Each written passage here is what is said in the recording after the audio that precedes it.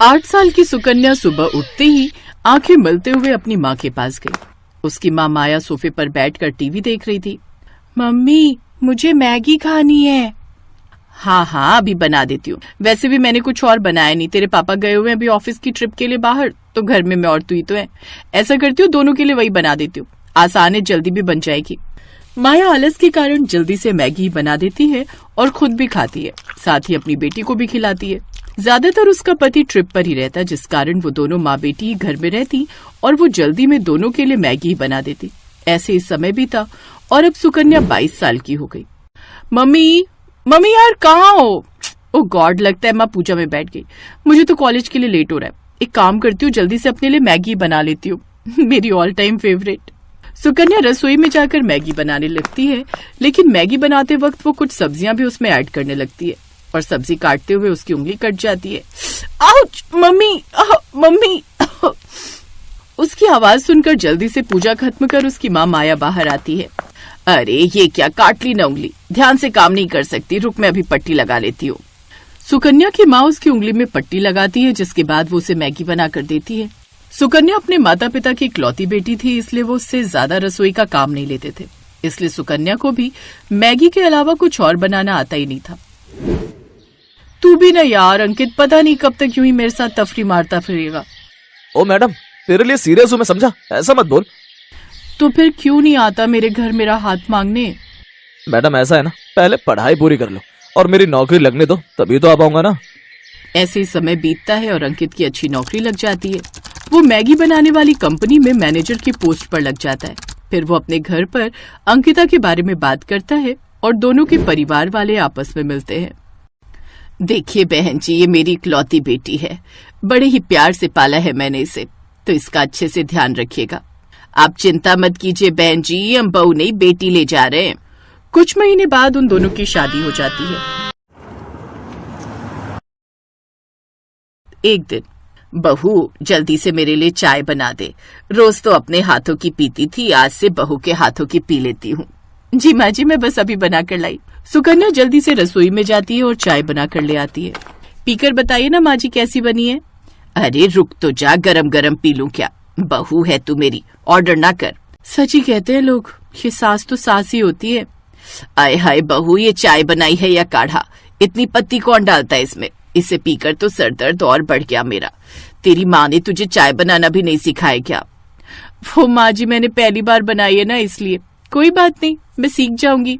उफ, पता नहीं क्या होगा आजकल की लड़कियों का, बताओ चाय तक बनानी नहीं आती। ओ मैडम, तू उसे क्या बोल रही है, तुझे खुद कौन सी आती है? ये सुनकर सुकन्या मुस्कुराने लगती है और ननद पैर पटक कर अंदर कमरे में चली जाती है। कुछ देर बाद सुकन्या सबके लिए नाश्ता बना कर ले आती है। वो सभी खाने की टेबल पर बैठते हैं तो सामने मैगी देख हैरान रह जाते हैं। बहू ये क्या है? सॉरी माँ जी, वो मुझे खाना। वही तो पूछ रही हूँ, तुझे कैसे पता चला कि हम सबको खाने में मैगी पसंद है? जानती है कोई दिन ऐसा नहीं होता जिस दिन हम मैगी ना खाएं, लेकिन मुझे सब्जियों वाली मैगी पसंद है और मुझे स्पाइसी वाली। और सुकन्या मुझे अनियन वाली। तुम जानती हो ना, मैंने तो मैगी की कंपनी इसीलिए ज्वाइन की है क्योंकि इसकी वजह से मुझे अच्छी खासी मैगी घर लाने को मिल जाती है। मैं तो रोज वहाँ से 50 पैकेट मैगी अपनी गाड़ी में छुपा कर ले आता हूँ। हाँ अंकित, मैगी से इतना प्यार की उसके लिए चोरी भी, वेरी बैड। खैर, मुझे लगा था मैं ही मैगी की दीवानी हूँ, लेकिन तुम सब भी मैगी के कोई कम दीवाने नहीं हो। अगर मैगी वालों का बस चले ना तो हम सबको अपनी मैगी का फैमिली एम्बेसडर बना ले। सुकन्या खुश हो जाती है। अब वो सुबह शाम सबके लिए मैगी बनाती है। आज मैंने सबके लिए मसाला और जीरा मैगी बनाई है और भाभी कल पनीर मैगी। हाँ, अब तुम सब फिक्र मत करो, अब मैं आ गई हूँ ना, तो अब तुम सब सुबह शाम बस मैगी खाओ। अब सभी घर वाले सुबह शाम बस मैगी ही खाते, यहाँ तक कि अगर कोई मेहमान भी आता तो उसे भी वही बनाकर खिलाते, जिस कारण मेहमान भी उनके घर आने से डरते। अरे ये क्या अंकित की माँ, ये बहू क्या पका कर ले आई, मैगी? हाँ आपको पता है, इसे भी हमारी तरह इसका बड़ा ही शौक है। सत्यानाश, सोचा था बहू आ गई है अब तो कुछ अच्छा खाने को मिलेगा, लेकिन नहीं, ये मुई भी बस ये केचुआ खाना ही जानती है। नहीं रहना मुझे यहाँ, मैं आज ही वापस जा रही हूँ, नहीं तो तुम लोग तो मुझे ये मैदा खिला खिला कर ही मार डालोगे। बुआ बिना देर के वहां से चली जाती है, लेकिन इन सब से उन सबको कोई फर्क नहीं पड़ता। इधर अभी भी वो सब मैगी खाना जारी रखते हैं। ऐसे ही समय बीतता है और एक दिन पता चलता है कि सुकन्या गर्भवती है। सच में मैं यानी कि पापा बनने वाला है। Wow, thank you so much जो तुमने मुझे इतनी अच्छी खुशखबरी सुनाई। You are the best. और मैं दादी। बहू, अब तू खुद का ध्यान रखना। घर के काम के लिए हम काम वाली लगवा लेंगे और खाने की तो कोई टेंशन ही नहीं है। मैगी तो खानी है सुबह शाम, वो तो हम में से कोई भी बना लेगा। नन्हे मेहमान के आने से घर में सब खुश थे। ऐसे 2 महीने बीत गए। घर में सभी सुकन्या का खूब ख्याल रखते, लेकिन उनमें एक ही बुरी आदत थी कि वो अभी भी मैगी खाना नहीं छोड़ते। और फिर एक रोज, माँ जी जल्दी आइए, शालू शालू। माँ, ये तो भाभी की आवाज है, चलो जल्दी। वो दोनों उसके कमरे में जाते हैं जहां वो पेट पकड़कर बैठी हुई थी। क्या हुआ बहू? माँ जी, पेट में दर्द हो रहा है और ब्लीडिंग भी। क्या? हे भगवान, शालू तू जल्दी से कैब बुक कर, इसे अस्पताल ले जाना होगा और अपने भाई को भी फोन कर दे। शालू जल्दी से गाड़ी बुक करती है, साथ ही अंकित को भी अस्पताल पहुंचने को कहती है। कुछ देर बाद वो अस्पताल पहुंचते हैं। चेकअप के बाद, I'm sorry, लेकिन ज्यादा मैगी खाने की वजह से बच्चे के अंदर भी वही गया जिस कारण उसकी मौत हो गई। सुकन्या की बॉडी में भी मैदा खाकर वो इम्यूनिटी नहीं है कि बच्चा सरवाइव कर पाता। इसे तो इस वक्त फ्रूट्स और हरी हरी सब्जियां खानी चाहिए थी। आप जानते हैं ज्यादा मैगी या मैदा खाने की वजह से हमारी बॉडी को कितना नुकसान होता है, और ये मैदा हमारी आंतों में चिपक जाता है। इसीलिए महीने में 1-2 बार खाने में कोई बुराई नहीं, लेकिन रोज खाना यह आप सबकी सेहत के लिए भी खतरनाक हो सकता है। क्या मेरा बच्चा? नहीं डॉक्टर, ऐसा नहीं हो सकता। खुद को संभाल बेटा। सुकन्या को जब ये बात पता चली, वो तो जैसे खामोशी हो गई। मैगी खाने की सजा उसे ऐसी मिलेगी उसने कभी नहीं सोचा था। उस दिन के बाद पूरे परिवार ने मैगी खाना छोड़ दिया। अब वो सब हरी सब्जियां और रोटी ही खाते। अंकुर ने भी मैगी लाना बंद कर दिया। ऐसे ही कुछ महीने बीत गए और अब सुकन्या फिर से प्रेग्नेंट हुई, लेकिन इस बार वो कोई रिस्क नहीं लेना चाहती थी, इसलिए उसने खुद का अच्छे से ध्यान रखा। साथ ही ससुराल वालों ने भी उसका खूब ध्यान रखा और हेल्दी चीजें खाने का नतीजा ये हुआ कि उसने एक साथ 2 जुड़वा बेटा बेटी को जन्म दिया। अब उनका परिवार पूरा हुआ और अब वो सब साथ में खुशी खुशी रहने लगे।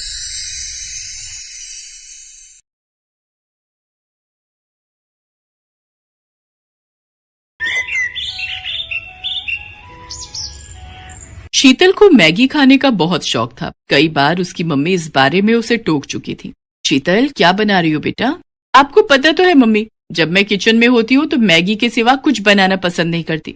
बस भूख लगी थी बहुत जोरों की, तो मैंने सोचा मैगी ही बना लूं। शीतल बेटा, कभी कभी मैगी खाना ठीक है, पर इतना ज्यादा किसी चीज का आदी नहीं बनते हैं। तुम्हें और भी तरह के खाने बनाने आने चाहिए बेटा।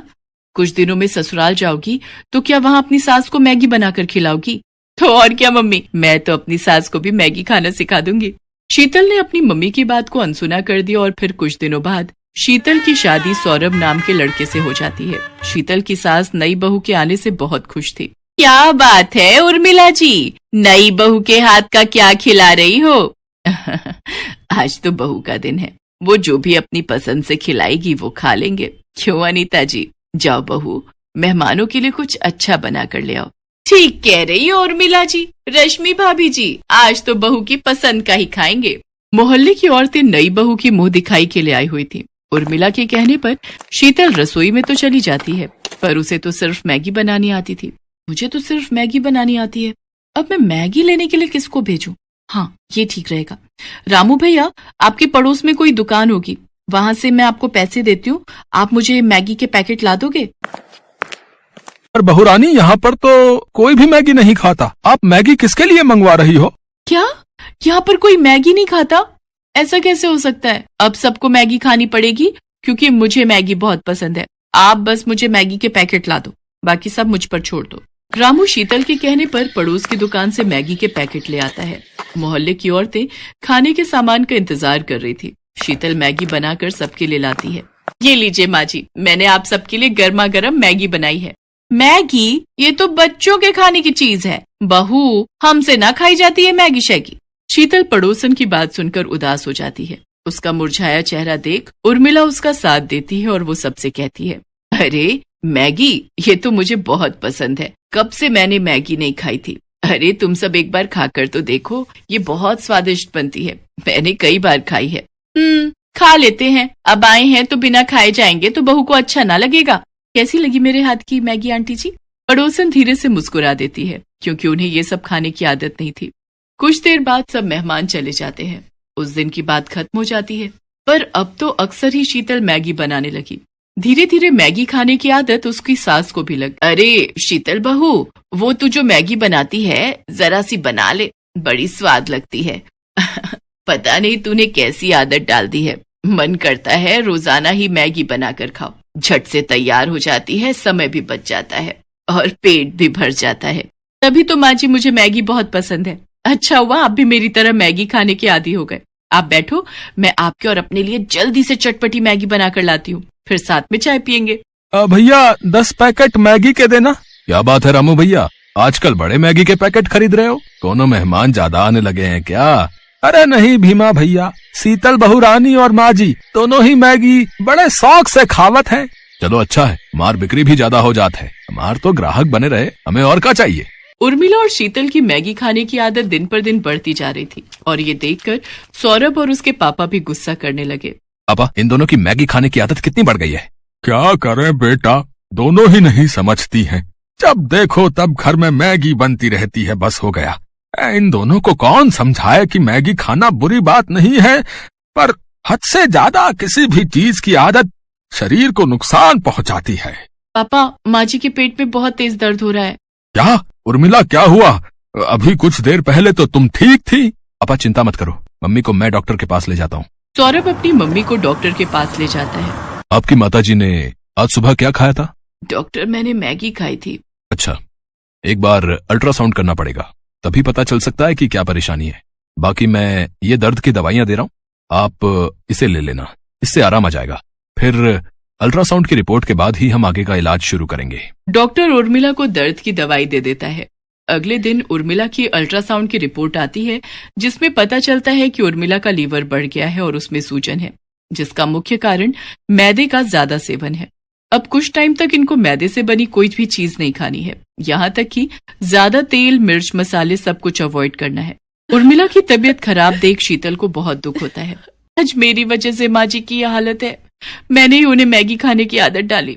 हमने 1 या 2 बार नहीं बल्कि रोजाना ही मैगी खाई, जिस कारण आज माँ जी की तबीयत खराब हो गई। मुझे माफ कर दो माँ जी, आज मेरे कारण आपकी तबीयत खराब हो गई। ना मेरी बच्ची, रो नहीं, देख मैंने दवाई ली है, मैं अब ठीक हूँ। कुछ दिन आराम करूंगी, फिर मैं ठीक हो जाऊंगी। ये डॉक्टर तो ऐसे ही डराते रहते हैं, मुझे कुछ नहीं हुआ है। माँ, अब तुम आराम करो और समय पर दवाई देनी है, इस बात का ध्यान रहे शीतल। अब चिंता मत करो, मैं माँ जी का पूरा ख्याल रखूंगी। शीतल उर्मिला का बहुत ध्यान रखती है। कुछ दिनों में उर्मिला बिल्कुल ठीक हो जाती है। शीतल बहू, मैगी खाने का बहुत दिल कर रहा था, कई दिनों से उबला हुआ खाना खा रही थी, कुछ चटपटा खाने का मन है।